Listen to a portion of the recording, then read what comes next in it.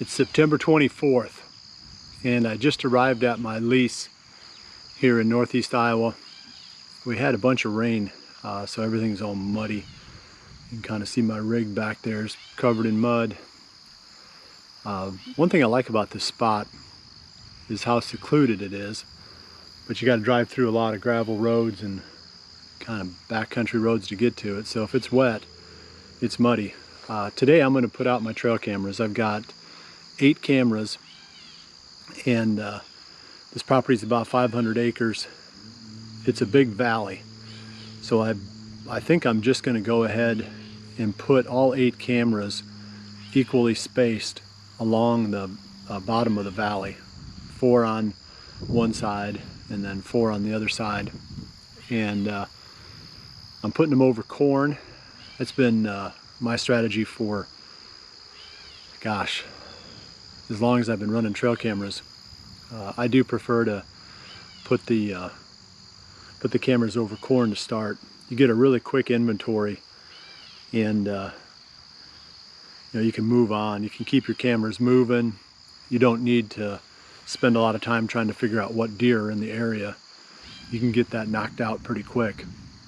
So I'll run probably 3 or 4 days on the first bag, then I'll come back, pull the cards, pour one more bag out, and then I'll decide whether or not to do a third bag of corn in front of each camera, or whether I move them, or just call it good.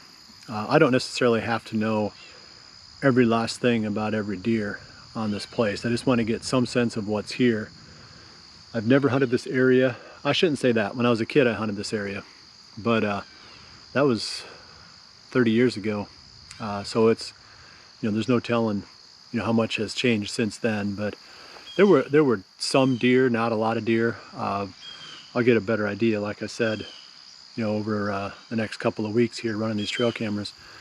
My gut is that there's not a ton of deer. I don't see a lot of sign.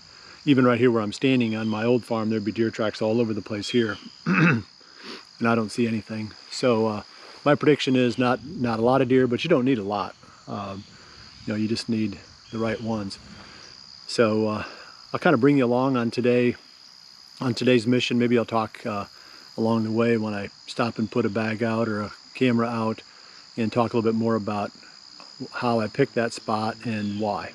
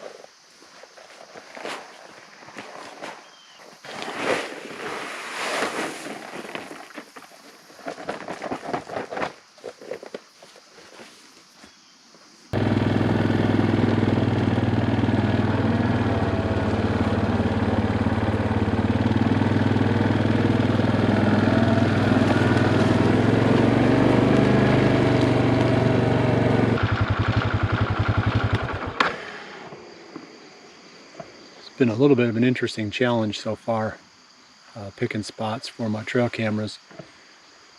Obviously I don't know, well, maybe not obviously, but I don't know anything about this farm. I can look at the aerial photos. I've got a pretty good idea of how the deer will move during the rut, but trying to pick out spots to put trail cameras this time of the year is a little bit tricky, because like I mentioned earlier, there really isn't a high deer density, and there aren't any trails leading into these fields. I think I found one on that first spot where I put a camera. So all I'm going to try to do is just spread the cameras out, pick edges, spots along the edge of the field. I think I hear one blowing. So there's at least one here. No, I'm sure there's plenty of deer, but there's just not much sign in the field. I like to start running my cameras probably about a week sooner than this. Generally, I would start about the middle of September and then run until towards the latter part of October.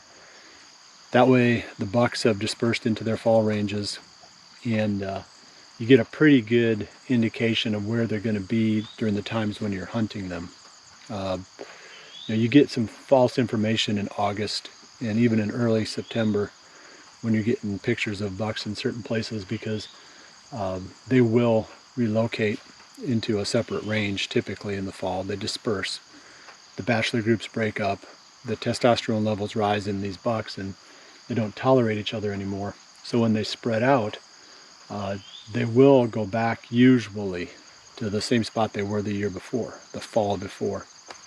So if you know where a buck was living last fall, pretty good chance he'll be there again this fall, even if he wasn't there this summer. So I still got plenty of time to get this figured out, but it's going to be different, and that's good. It's going to be a fun challenge for me. So I'm going to go back over the ground I just came through. I'm going to go into the far back corner of this field and put a camera back there, and then I'm just going to work my way back towards the truck. Just different corners, try to find spots where there's trails coming out, and hopefully I can pick off 8 pretty good truck camera locations between here and getting back to the trailer. So I'll bring you that as we go, but this is going to be my first update from Northeast Iowa with the hunting up here, and I'll continue to bring, hopefully as often as I make it up here, try to get you, take you along for the ride, show you the kinds of stuff that I'm seeing and what I'm learning and the decisions that I'm making. And it's a beautiful farm. I know you can't tell in these wide-angle cameras, but it's just gorgeous, beautiful, and it's way back in the middle of nowhere here. I'll bet you I'm at least a mile, maybe a mile and a half from the nearest house, which is pretty dang cool. So it'll be a fun spot to hunt, and like I said, each time I'm up here I'll bring you information about how things are going, and hopefully can show you some action before the season's over.